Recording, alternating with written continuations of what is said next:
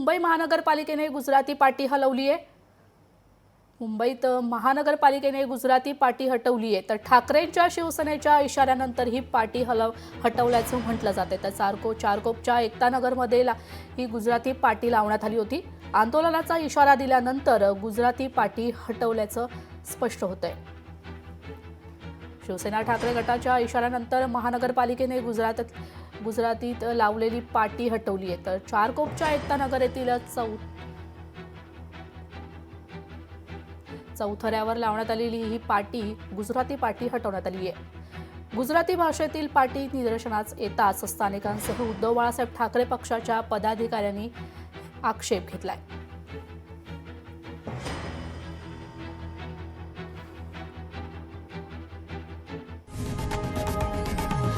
लोकशाही मराठी ऐका, पहा, जागरूक रहा।